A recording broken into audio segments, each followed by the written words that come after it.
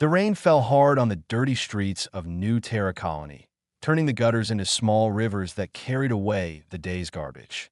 Daniel Hayes pulled his jacket tighter and kept his head down as he walked through the lower district. His delivery bag hung heavy on his shoulder, filled with medical supplies that needed to reach the clinic before closing time, but he hated this route. The lower district smelled like wet metal and desperation. Most of the buildings here were half-finished, abandoned when the construction companies realized there was no profit in housing the poor. Now they served as shelter for anyone who had nowhere else to go. Daniel's boots splashed through a puddle as he turned down Merchant Street. The vendors were packing up their stalls, shouting last-minute deals to anyone who would listen.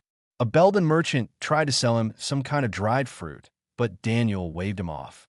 He just wanted to finish his deliveries and get home. That was when he saw her. The alley between two crumbling warehouses was dark despite the glow from the streetlights. A figure huddled there against the wall, covered in rags that might have been brown once, but were now just the color of dirt. One thin arm extended from beneath the rags, palm up, begging. Daniel had seen dozens of beggars today. He always felt guilty when he walked past them, but what could he do? His salary barely covered his own rent and food. He couldn't save everyone. He kept walking 3 steps past the alley. Something made him stop. He couldn't explain it. Maybe it was the way the rain seemed to avoid that particular spot, or maybe it was just his grandmother's voice in his head, the one that always told him to look after people who needed help. Daniel turned around and walked back to the alley entrance. The figure hadn't moved. As he got closer, he could see the hand more clearly. It wasn't human. Long fingers ended in what looked like broken claws, and the skin was covered in dull scales that were cracked and peeling. An alien then. Probably one of the species that had backed the wrong side during the wars. There were plenty of them living in poverty now, paying the price for their government's mistakes. Daniel reached in his bag and pulled out the sandwich he'd packed for lunch. It wasn't much, but it was better than nothing. He stepped into the alley and knelt down, placing the sandwich in that outstretched hand. The hand closed around the food slowly, as if the movement caused pain. Then the figure's head lifted, and Daniel found himself staring into a pair of golden eyes. They were unlike anything he'd ever seen. The pupils were vertical slits like a cat's, but there was something else there too. Age, wisdom, sadness, so deep it made his chest hurt just looking at it. "Thank you, young one," the beggar said. Her voice was rough and cracked, like someone who hadn't spoken in a long time. But underneath the damage, there was a quality to it that reminded Daniel of music. "You're welcome," Daniel said, standing up. He should leave now. He had deliveries to make. But those eyes held him in place. The beggar shifted, and her hood fell back slightly. Daniel saw silver scales, tarnished and dull, covering a face that was both reptilian and strangely elegant. Recognition tickled at the back of his mind, like a memory he couldn't quite reach. "You have your grandmother's kindness," the beggar said, and suddenly the world seemed to tilt sideways. Daniel's grandmother had died 20 years ago during the Dragon Wars. She'd been a captain in the Human Diplomatic Corps, killed when her ship was destroyed during the siege of Ashera Prime. He'd been 5 years old. He barely remembered her face, just the stories his mother told about her bravery and her belief in peace. "How did you know my grandmother?" Daniel asked, his voice coming out as barely a whisper. The beggar's golden eyes studied him for a long moment. Then she smiled, revealing teeth that were still sharp despite her obvious poor health. "Rebecca Hayes," the beggar said. "She used to bring me food too, in the days before the war. She would sit with me and talk about her dreams for the future. A future where our species could be friends." Daniel's blood ran cold. There were no official records of his grandmother having contact with dragons before the war. The history books said first contact had been hostile from the beginning, that the dragons had attacked human colonies without provocation. "Who are you?" Daniel demanded. The beggar pulled her hood back up, hiding her face in shadow once more. "Someone who should have died a long time ago," she said. "Someone who stayed alive just long enough to see if any kindness remained in this world. Thank you for answering that question." She retreated deeper into the alley, moving with a slowness that spoke of injury and exhaustion. Daniel wanted to follow, to demand more answers, but his legs wouldn't move. His mind was spinning with impossible thoughts. By the time he could think clearly again, she was gone. The alley was empty except for the rain and the darkness. Daniel stood there for a long time, staring at the spot where she'd been. Then he turned and ran toward his apartment, his deliveries forgotten. He had to find something, had to prove to himself that what just happened was real and not some kind of stress-induced hallucination. His apartment was small and cluttered, but he knew exactly where to look. In the back of his closet, in a box of his grandmother's things that his mother had given him when he turned 18, was a collection of old photographs and journals. Daniel dumped the box onto his bed and started sorting through the contents with shaking hands. Photos of his grandmother in her uniform, official documents, a medal she'd earned for bravery. And then, near the bottom, a picture that made his heart stop. His grandmother stood in a garden somewhere, smiling at the camera. Next to her was a dragon. Not just any dragon, but a massive creature with silver scales that gleamed in the sunlight. The dragon's head was lowered to grandmother's level, and those same golden eyes stared out from the photograph with warmth and intelligence. On the back of the photo, in his grandmother's handwriting, were 3 words that changed everything Daniel thought he knew about history. My friend Seraphine. Sleep never came. Daniel lay on his bed surrounded by scattered photographs and yellowed journal pages, reading his grandmother's words over and over until the early morning light crept through his window. The journals told a story completely different from the history he'd learned in school. Rebecca Hayes hadn't been a soldier. She'd been a xenobiologist and diplomat, one of the first humans assigned to study dragon culture after initial contact. Her entries described months spent learning their language, their customs, their philosophy. She wrote about Seraphine with deep respect, calling her wise and patient and kind. There was no mention of dragon aggression, no hints of the territorial disputes that supposedly started the war. Instead, Rebecca's final entries spoke of growing tensions between other alien species, of political maneuvering and resource grabs, of her desperate attempts to keep humanity neutral in conflicts that had nothing to do with them. The last entry was dated 3 days before her ship exploded. They won't listen, she'd written. The Council has already decided dragons must be eliminated, and they're using humanity's fear and inexperience to turn us into weapons. Seraphine knows. She forgives us already, even though the war hasn't started yet. She says that's what it means to be ancient. You see the patterns. You understand that younger species make mistakes. I told her humans don't deserve her forgiveness, but she just smiled and said kindness isn't about deserving. Daniel closed the journal and checked the time. 5 in the morning. The medical clinic wouldn't open for another 4 hours, which meant his supervisor wouldn't notice his absence from yesterday's deliveries until at least 9. He had time. He grabbed every bit of food from his small kitchen, filled 2 bottles with water, and stuffed everything into his delivery bag along with some basic medical supplies. Then he headed back to the lower district. The rain had stopped, leaving the streets slick and shining under the pale morning sun. The alley looked different in daylight, smaller somehow, less threatening. But the beggar was still there, lying against the wall in the exact same position as yesterday. For a horrible moment, Daniel thought she was dead. Then he saw the slight rise and fall of her chest beneath the rags. Seraphine, he said quietly, kneeling beside her. I know who you are. I know you're a friend of my grandmother. Please, let me help you. The golden eyes opened slowly, focusing on him with effort. Rebecca's grandson, she whispered. You should not be here. If the authorities discover you helping a dragon, even a dying one, you will be arrested. I don't care, Daniel said, and was surprised to find he meant it. You knew my grandmother. You were her friend. That's enough for me. He unpacked the food and water, helping her sit up enough to drink. She was so light, so fragile.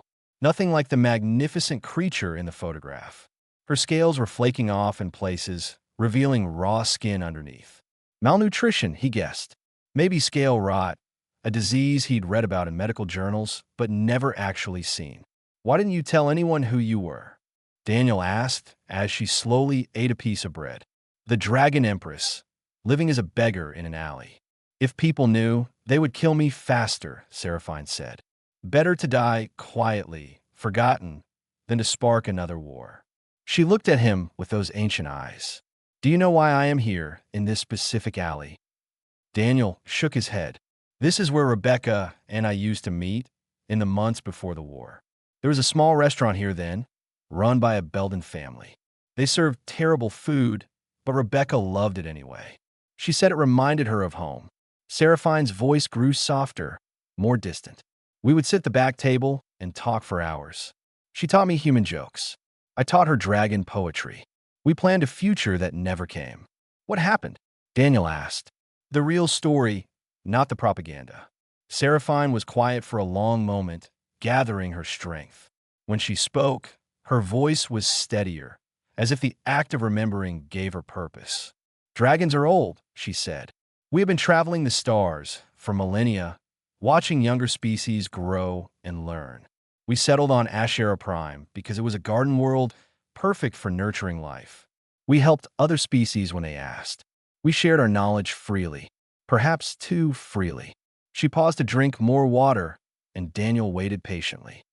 The Belden Consortium wanted our terraforming technology. The Thras Collective wanted our ships. A dozen other species wanted pieces of what we had built over thousands of years. But dragons do not believe in ownership of knowledge. We teach those who are ready to learn. We do not sell to the highest bidder. So they decided to take it by force, Daniel said. They needed someone to do their fighting for them, Seraphine continued. Dragons are difficult to kill, you see. We are large, powerful, and our scales resist most weapons. But we are also few in number. We do not reproduce quickly. A long war would destroy us, even if we won every battle. And they chose humans, Daniel said, understanding flooding through him. Because we were new to the galactic community. Easy to manipulate. Rebecca saw it happening, Seraphine said. She tried to warn her superiors, but they thought she had been compromised by her friendship with me. The council provided evidence of dragon attacks that never happened. They showed footage that had been altered. They played on human fears of the unknown, of creatures so different from themselves. My grandmother died trying to stop it, Daniel said quietly. Her ship was destroyed by Belden missiles, Seraphine said. But the wreckage was recovered in dragon territory, so humanity blamed us. The war became inevitable after that. Daniel felt sick. 20 years of lies. His grandmother had died a traitor's death in official records, when she'd actually been a hero. The other dragons, he said. Where are they? Scattered, Seraphine said. Hiding. Dying alone like me. We agreed it was better this way. Better to fade away than to fight and prove the council's lies true. That's not right, Daniel said fiercely. You can't just give up and die. My grandmother wouldn't have wanted that. Seraphine smiled sadly. Your grandmother was young and full of hope. I'm old and tired, little human. I came to this alley to die, remembering her kindness. You have given me that gift. It is enough. No, Daniel said. It's not enough. Not even close. He stood up, his mind racing. I'm taking you to my apartment. I have access to medical supplies. I can treat the scale rot, get you proper nutrition, and then we're going to figure out how to fix this. You cannot fix 20 years of history, Seraphine said. Watch me, Daniel replied, and carefully lifted the dragon empress in his arms, carrying her toward a future his grandmother had dreamed of. Getting Seraphine up 4 flights of stairs without being seen turned out to be easier than Daniel expected. Most of his neighbors worked night shifts and were already asleep. The few people he passed in the hallways were too focused on their own problems to care about a delivery worker carrying a large bundle of rags. His apartment felt even smaller with a dragon in it. Seraphine barely fit on his couch, her tail curling around to avoid knocking over his small table. Daniel cleared space and made her as comfortable as possible before assessing the damage. That IT was worse than he'd thought. The scale rot had spread across most of her body, eating away at the protective coating that dragons needed to survive. Underneath, her skin was raw and infected in several places. She was severely dehydrated and malnourished, her body consuming its own muscle to stay alive. I need to make a call, Daniel said, pulling out his communicator. No authorities, Seraphine said weakly. Please. Not authorities, Daniel assured her. A friend who won't ask questions. The call connected after 2 rings. Daniel, do you know what time it is? The voice belonged to Patricia Lynn, a nurse who worked at the main colony hospital. They'd met during a delivery run 6 months ago and had shared coffee a few times since. Pat, I need medical supplies, Daniel said. The serious kind. Antibiotics for fluids, regeneration gel, nutritional supplements. Everything you'd use for severe malnutrition and infection. There was a long pause. Daniel, what have you gotten yourself into? I'm helping someone who needs it, he said. Someone who fell through the cracks. Can you help me or not? Another pause. Then, give me 2 hours. I'll see what I can do. The call ended. Daniel turned back to Seraphine, who was watching him with those golden eyes. You risk much for a stranger, she said. You're not a stranger, Daniel replied. You are my grandmother's friend. That makes you family, in a way. Over the next 2 hours, Daniel cleaned Seraphine's wounds as best he could with the basic supplies he had. She bore the pain in silence, though he could see it in the way her claws dug into the fabric of his couch. Tell me about dragon culture, Daniel said, trying to distract her. My grandmother's journals mentioned poetry. Seraphine's eyes brightened slightly. Dragons are storytellers, she said. We live so long that we become living libraries of history. Every dragon carries within them the memories of their ancestors, passed down through sharing of life essence. Like genetic memory, Daniel asked. Similar, but more, Seraphine said. When a dragon shares essence with another being, they create a bond, a connection that transcends species and time. Rebecca and I shared such a bond. Daniel stopped cleaning and looked at her. What does that mean exactly? It means I carry a part of her within me, Seraphine said softly. Her memories, her emotions, her spirit is how I recognized you. You carry the same genetic markers, the same kindness in your eyes. Through our bond, Rebecca lives on in both of us. The thought made Daniel's chest tight. Is that why you came to this alley? Because you could feel her here? Yes, Seraphine said. The bond fades over time, but it never truly breaks. I felt her happiness here, her hope for the future. I wanted those feelings to be the last things I experienced before death. A knock at the door interrupted them. Daniel grabbed a blanket and threw it over Seraphine, then went to answer. Patricia stood in the hallway, carrying a large medical bag. I don't want to know, she said, pushing past him into the apartment. I'm serious, Daniel. Don't tell me anything. I just want to help and then leave and forget this ever happened. But when she saw Seraphine on the couch, the blanket having slipped to reveal silver scales and golden eyes, Patricia froze. That's a dragon, she whispered. Pat, that's a dragon, she repeated, louder this time. Daniel, do you have any idea what they'll do to you if they find out you're harboring a dragon? This isn't just illegal, it's treason. She's dying, Daniel said simply. I couldn't let her die alone in an alley. Patricia stared at him for a long moment. Then she looked at Seraphine, really looked at her, seeing past the species to the suffering individual underneath. How long has she been sick? Patricia asked, her voice shifting into professional mode. I don't know, Daniel admitted. Weeks? Months? Patricia set down her bag and approached Seraphine carefully. I'm a nurse, she said. I'm going to examine you, if that's okay. Seraphine nodded weakly. What followed was the most intense medical session Daniel had ever witnessed. Patricia worked with quick efficiency, starting in 4-line, cleaning and treating wounds, administering antibiotics. She muttered to herself as she worked, medical terminology that Daniel only half understood. The scale wrought as advanced but treatable, Patricia said after an hour. The malnutrition is the bigger problem. Her body has been cannibalizing itself for protein. We need to get nutrients into her slowly, or her system will go into shock. Can you save her? Daniel asked. Maybe, Patricia said, if we're careful. If she doesn't give up. She looked at Seraphine. Are you going to give up? Seraphine's golden eyes focused on Patricia with something like curiosity. Why do you help me? I am your enemy, according to your history books. History books are written by whoever wins the war, Patricia said. I'm a nurse. I help people who need it. That's all that matters to me. Something shifted in Seraphine's expression. a spark of life that hadn't been there before. "You sound like Rebecca," she said. "Was Rebecca a nurse?" Patricia asked.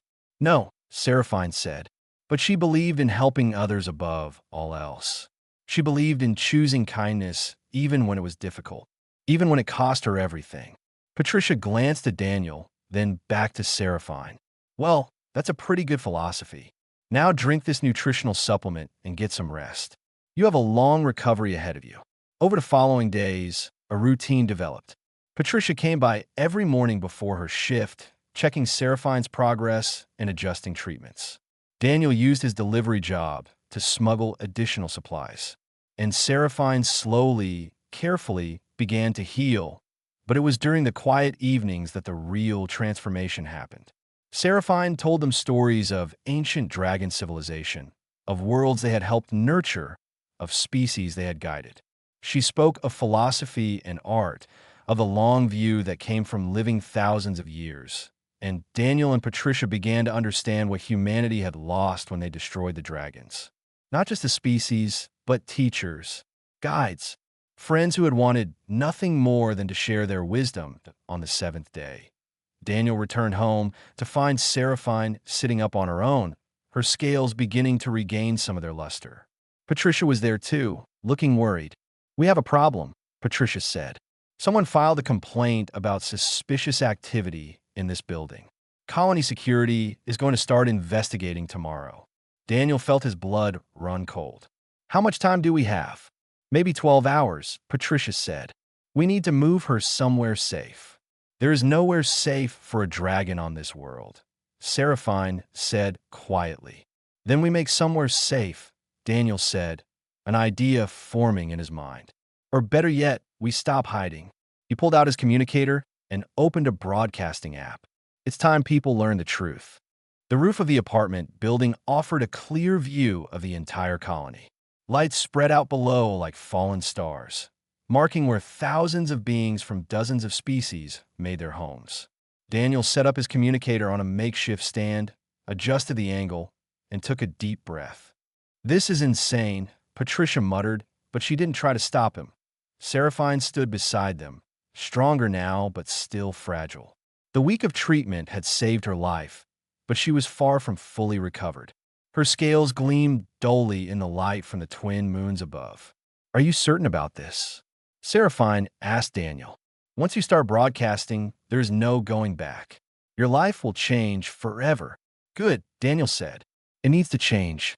All of this needs to change."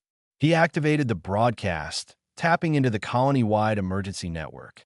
It was illegal, but the system had been designed to allow anyone to send alerts during disasters. Daniel figured this qualified. Within seconds, his face appeared on every public screen in New Terra colony. On street corners, in restaurants, in homes and offices. Thousands of people suddenly looking at a nervous young man standing on a rooftop. "My name is Daniel Hayes," he began, his voice steadier than he expected. "Some of you knew my grandmother, Rebecca Hayes. She was a diplomatic officer who died during the Dragon Wars. The official story says she died a hero fighting against dragon aggression. That story is a lie." He stepped aside, letting the camera focus on Seraphine. Gasps and shouts echoed up from the streets below as people recognized what they were seeing. "This is Seraphine," Daniel continued. "She was the Dragon Empress of Ashera Prime. She was also my grandmother's closest friend. For the past 20 years, she's been living as a beggar in the lower district, dying slowly from malnutrition and disease. And nobody noticed because we've all been taught to hate dragons without questioning why." Daniel held up his grandmother's journal, its pages worn and yellowed. "My grandmother documented everything. The manipulation by the Galactic Council. The false evidence of dragon attacks. The real reasons for the war. It's all here, and I'm uploading it to the public network right now." His fingers flew across the communicator, sending files streaming into the colony's information grid. Anyone with access to the network could now read Rebecca's journals, see her photographs, understand the truth. "The dragons never attacked us," Daniel said. "They tried to teach us, to guide us, to be our friends. And we destroyed them for it, because other species wanted their technology and were willing to use us as weapons to get it. Movement below caught his attention. Colony security vehicles were converging on the building. He didn't have much time. I'm not asking you to take my word for it, Daniel said. Read the documents. Check the facts. Question what you've been told. And then decide for yourselves if the dragons were really the enemy or if we were just tools used by others. Seraphine stepped forward, her voice carrying across the broadcast. I do not ask for your pity or your guilt, she said. What is done, but I ask you to consider this. Your species is young, full of potential. You have a choice about what kind of beings you become. Will you be the humans who blindly follow others into war? Or will you be the humans Rebecca Hayes dreamed of, the ones who choose kindness and truth even when it is difficult? A door burst open on the roof. Security officers poured through, weapons drawn. Daniel raised his hands slowly. Don't shoot, he said. We're unarmed. We're just talking. The lead officer, a stern-faced woman named Commander Williams, approached with her weapon trained on Seraphine. Daniel Hayes, you're under arrest for harboring an enemy combatant and unauthorized use of emergency systems. The dragon is to be detained pending transfer to council custody. Her name is Seraphine, Patricia said, stepping between the commander and the dragon. And she's a patient under my care. You'll have to go through me to get to her. Commander Williams looked at Patricia in disbelief. Nurse Lynn, step aside. That's an order. I don't take orders from you, Patricia said. I take an oath to help people who are suffering. That includes her. More people were arriving on the roof now. Not just security, but civilians.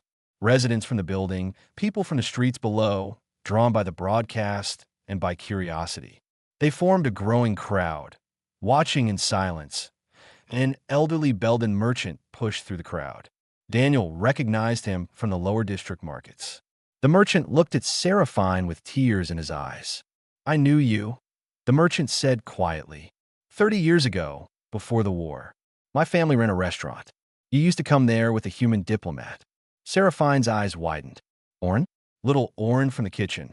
Not so little anymore, the Belden said. He turned to face the crowd. Everything the human boy said is true. I was there. I saw the council representatives meeting with our business leaders. They promised us access to dragon technology if we helped create the war. My father refused to participate, and our restaurant was destroyed for it. A Thros engineer stepped forward next, her multiple arms trembling. I helped fake the evidence of dragon attacks, she admitted. I was young and scared, and they told me it was for the greater good. I've lived with that guilt for 20 years. More voices joined in. Species who had been silent, who had carried shame and secrets. The truth spilled out like water from a broken dam, each confession adding weight to Daniel's words. Commander Williams lowered her weapon slowly. This is bigger than me, she said. I need to contact Governor Hayes. Hayes? Daniel asked. Wait, are we related? Your uncle, Williams said.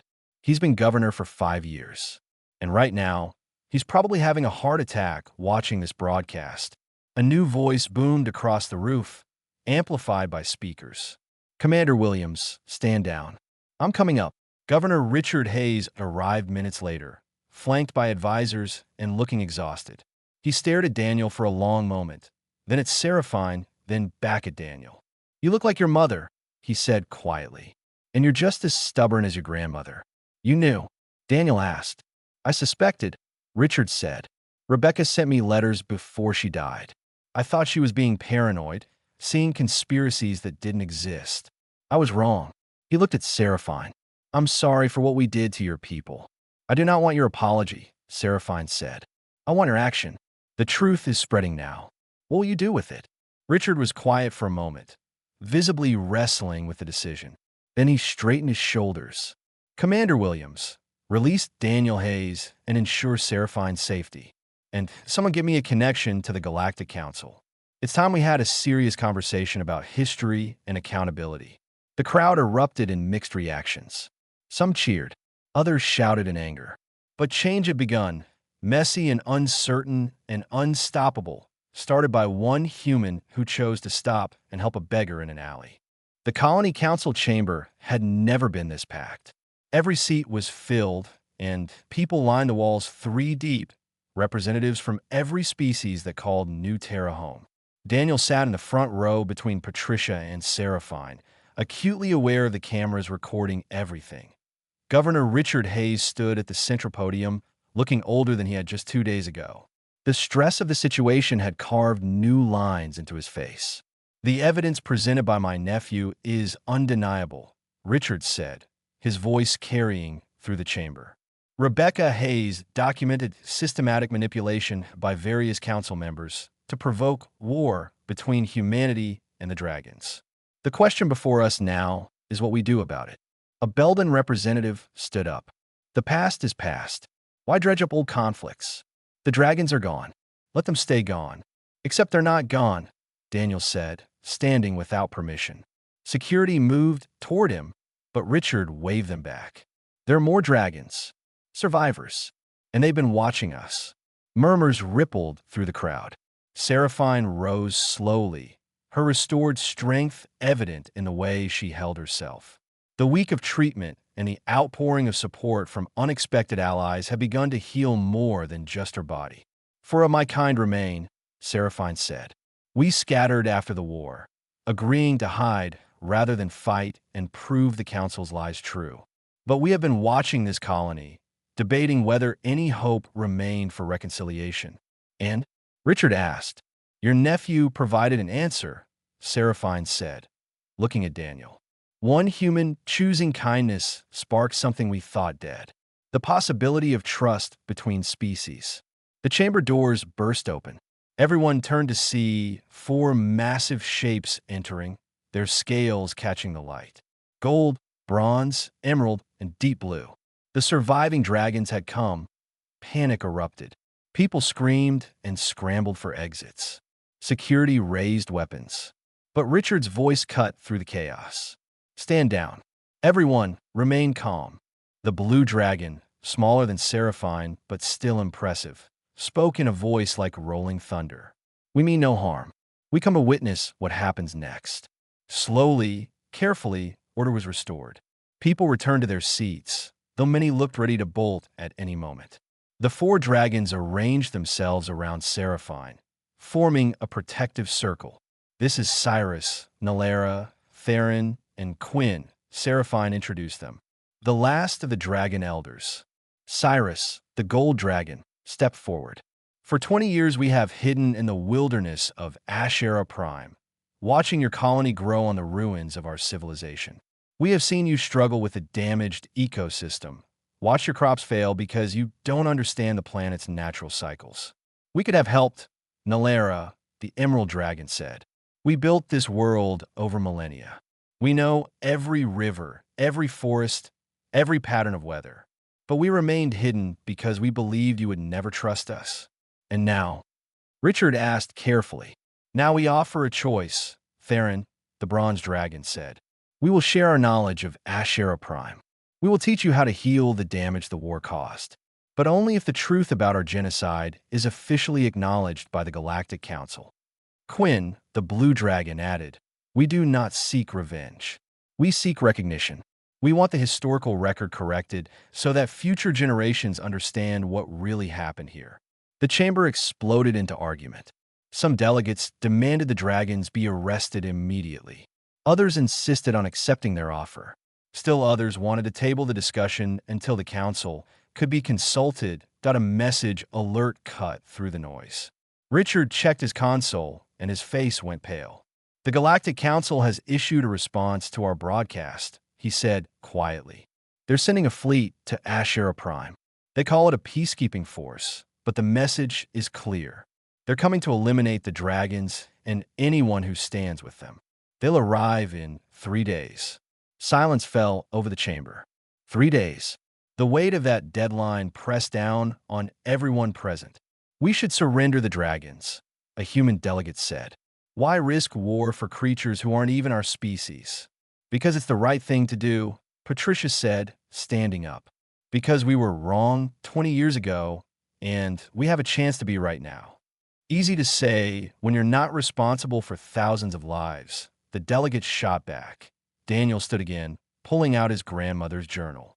"My grandmother wrote something in her last entry. She said, The measure of a species isn't in their weapons or their technology.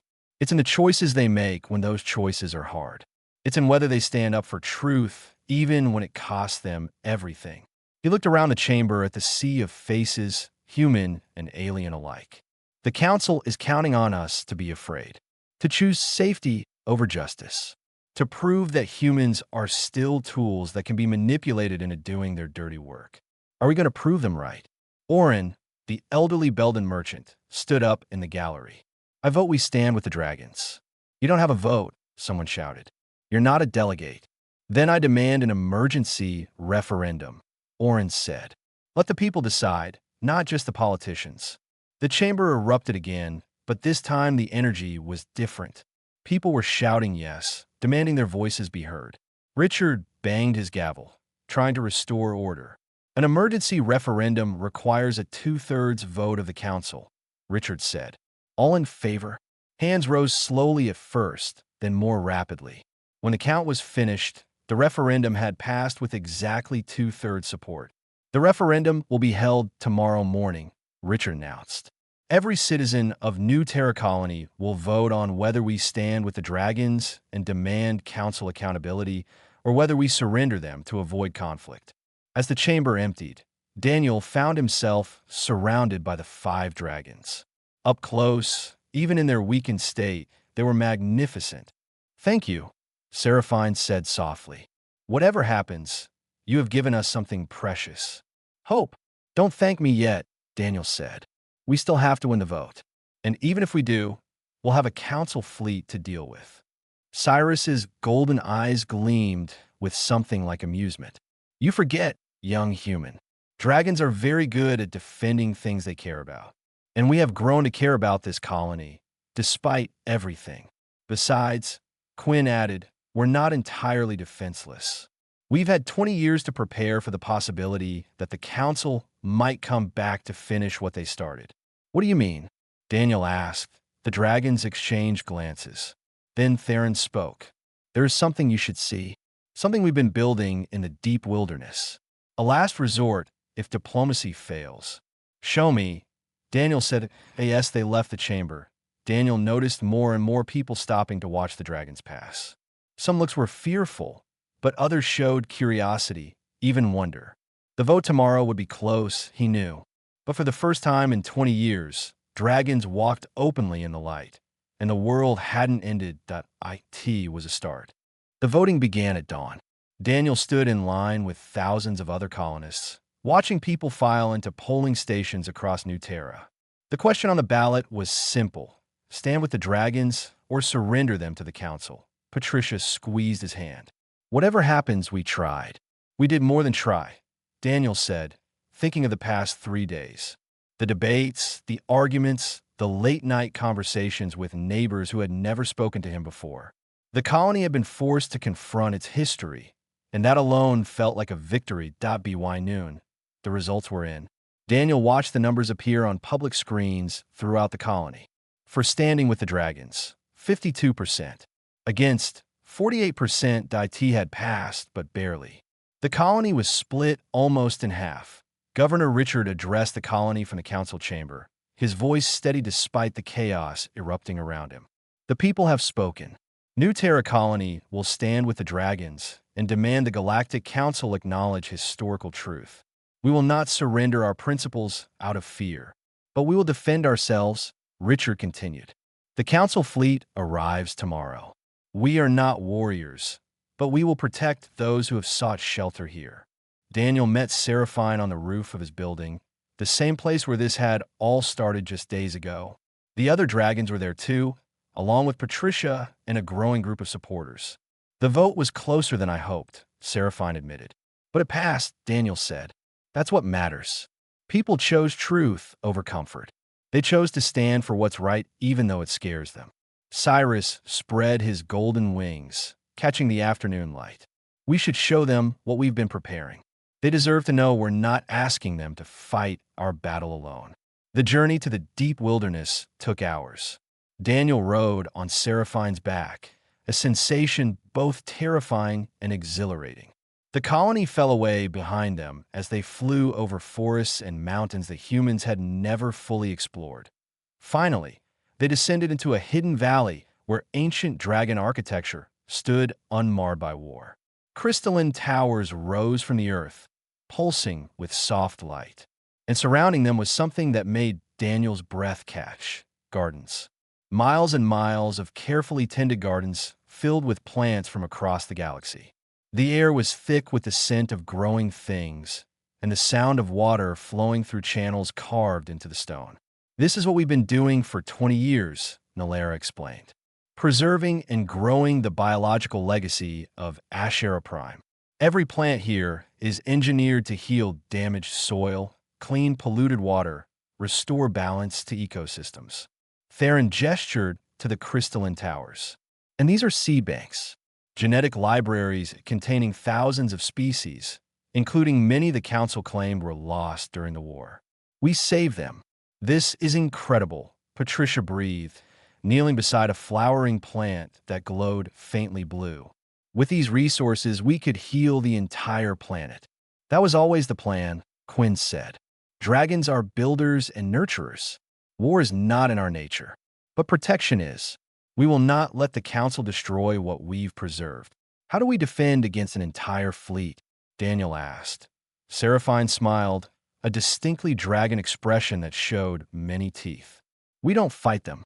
We make fighting us impossible." She explained the plan as they flew back to the colony. The dragons would use their advanced understanding of HFY Prime's ecosystem to create a living shield. The plants from the valley could be rapidly grown to surround the colony, their roots intertwining to form a barrier that would be impossible to attack without causing massive environmental damage. "The Council won't risk destroying the very resources they want in the first place," Cyrus said. And while they hesitate, the truth continues to spread. Other colonies, other worlds, are already questioning the official history. "You're betting they won't just blast through anyway," Patricia said. "We're betting that enough people in the galaxy still value life over profit," Seraphine said. "Your species has shown us that such people exist. Now we'll find out how many there are." The next day, as the Council fleet entered orbit, the transformation began. Dragons worked alongside humans and other species, planting seeds that grew with impossible speed. Within hours, a forest of bioluminescent plants surrounded New Terra colony, their roots forming a network that pulsed with life. The Council fleet hailed the colony. Governor Richard took the call, and Daniel stood beside him as the Council representative appeared on screen. The alien's face was unreadable, but his voice dripped with contempt. "You harbor war criminals," the representative said. "Surrender them immediately or face consequences." "We harbor survivors of genocide," Richard replied calmly. "Genocide orchestrated by members of your own council. The evidence has been distributed across the sector. Thousands of worlds are reviewing it as we speak." "Fabricated lies," the representative said, but there was uncertainty in his voice now. "Then allow independent investigators to examine our claims," Richard said. "What are you afraid of if the evidence is false?" Silence stretched across the communication channel. Daniel could almost see the representative calculating odds, weighing options. "You are surrounded," the representative finally said. "Your planet is ours to blockade. Eventually, you will run out of supplies." "Actually, we won't," Patricia chimed in, unable to help herself. "The dragons have shown us how to work with HFY Prime's ecosystem instead of against it. We're more self-sufficient now than we've ever been." More silence. Then, from somewhere off-screen, Daniel heard arguing. The communication cut out abruptly. For 3 days, the fleet remained in orbit, doing nothing. And during those 3 days, more and more worlds announced they were reviewing the evidence, questioning the Council's authority, demanding investigations. On the 4th day, the fleet withdrew. The Council released a statement calling it a tactical retreat, claiming they needed time to verify the historical records. But everyone knew the truth. They had lost, not in battle, but in the court of public opinion. 6 months later, Daniel walked through the restored gardens surrounding New Terra colony. Plants from the Dragon Valley had transformed the landscape, turning what had been struggling farmland into abundant wilderness. The colony thrived in ways it never had before. Seraphine found him there, her scales now fully restored to their silver brilliance.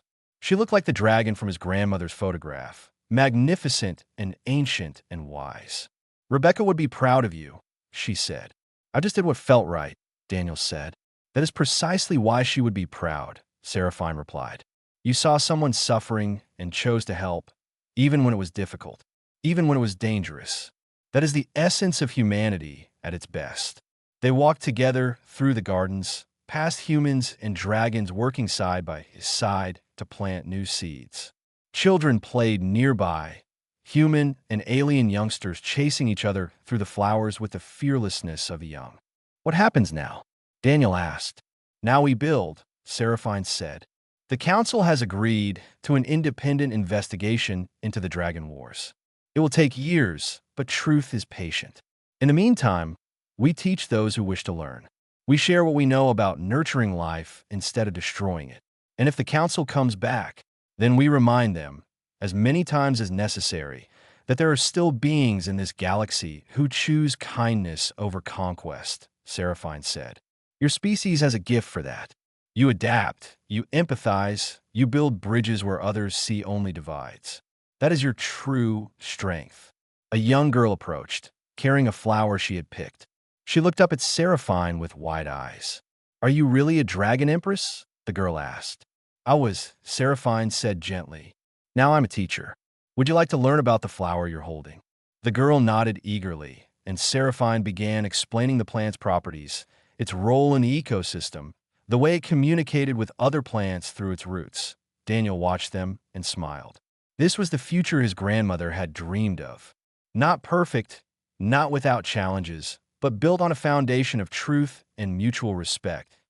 He thought about that rainy day when he'd walked past a beggar in an alley and almost kept going.